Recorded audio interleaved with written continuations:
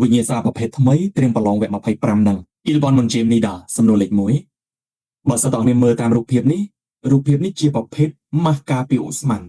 អញ្ចឹងគេមានពាក្យរបស់គេឲ្យមកស្រាប់ហើយគេដាក់ពាក្យ mask នេះយើងបកថាម៉ាស់អញ្ចឹងគេតម្រូវយើងបំពេញពីរពាក្យនៅក្នុងកឡោនទី1ទី2នេះ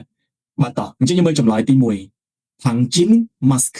បើយើងដាក់ពាក្យ Pangjin ចូលយើងបកថាម៉ាស់ការពារធូលីអញ្ចឹងអត់ត្រូវទេចម្លើយទី1ហ្នឹង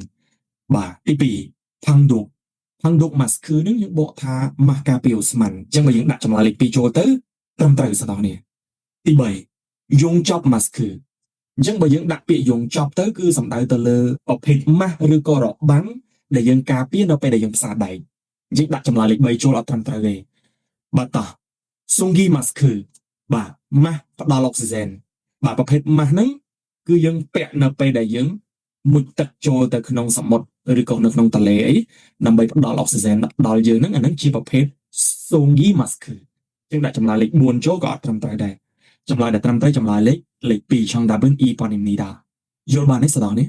បាទតោះយើងមើលសំណួរលេខ2 Ibon Monjim Nida សំណួរលេខ2រូបភាពនេះគឺជារូបភាពរទេះរុញដៃអញ្ចឹងយើងដឹងហើយពាក្យហ្នឹងសូនស៊ូរ៉េពាក្យសូនស៊ូរ៉េមានតែនៅក្នុងចម្លើយលេខ2និងលេខ4ទេតោះយើងទៅមើលតគ្នាយើងមើលចម្លើយទី1សិនបាទ Penchi យើងបកថាដង្កាប់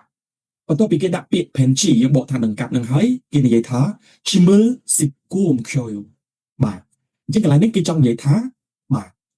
ទុកហើយនឹងជញ្ជូនអីវ៉ាន់អញ្ចឹងពាក្យថាដង្កាប់សម្រាប់ផ្ទុកហើយនឹងជញ្ជូនអីវ៉ាន់នេះស្ដងនេះអត់ត្រូវទេបាទខុសទាំងអត្តន័យបាទខុសទាំងពាក្យអត់ត្រូវមើលរូបភាពរបស់យើងទេបាទ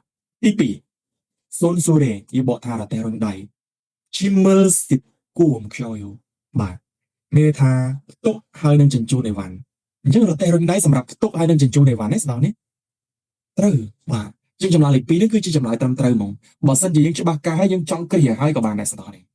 បាទតោះយើងមើលចម្លើយលេខ3បន្តទៀត Henchi បាទយើងបកថាដង្កាប់ Chansonu Chalayo Chanson នេះខ្សែភ្លើង Chalayo យើងបកថាកាត់អញ្ចឹងដង្កាប់បាទគឺសម្រាប់កាត់ខ្សែភ្លើងហ្នឹងហើយអញ្ចឹងត្រូវ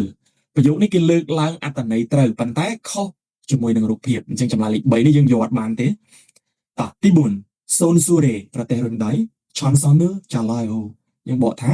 កាត់ខ្សែភ្លើងអញ្ចឹងរទេះរុញដៃអាចយកទៅកាត់ខ្សែភ្លើងបានទេវាខុសអត្ថន័យនេះអត់ទេបាទអញ្ចឹងយើងផ្ទៀងផ្ទាត់ចម្លើយជាមួយលោកគ្រូបន្តិចទៅថាតើយើងជ្រើសរើសបានត្រឹមត្រូវអត់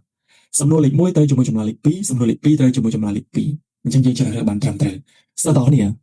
ប្រសិនបើសិស្សទាំងនេះចង់បានការសិក្សាទៅលើវិញ្ញាសាដែលទើបតែនឹងចេញថ្មីឥឡូវហ្នឹងណាសិស្សទាំងនេះអាចជ្រើសរើសសិក្សាតាមប្រព័ន្ធអនឡាញជាមួយលោកគ្រូបានបាទរៀនវិញ្ញាសាជាមួយលោកគ្រូលំអិតគ្រប់ពាក្យតែម្ដងសិស្សទាំងនេះងាយស្រួលយល់បាទថ្ងៃខ្លះយើងមានពេលក៏យើងអាចចូលរៀនតាម Zoom ទៅថ្ងៃណាដែលយើងអត់មានពេលច្រើនយើងមើលតាមវីដេអូក្នុងក្រុមក៏បានដែរបាទមានភាពបត់បែនជូនសិស្សល្អខ្លាំងមែនទែនហើយបើសិនជាសិស្សទាំងគ្នាមកផ្ចិតផ្ចង់រៀនឲ្យបានល្អតាំងពីដើមវគ្គនេះទៅតម្រាំដល់ថ្ងៃប្រឡងនោះសិស្សទាំងគ្នានឹងមានទំនុកចិត្តខ្ពស់ហ្មងសម្រាប់ការទៅប្រឡង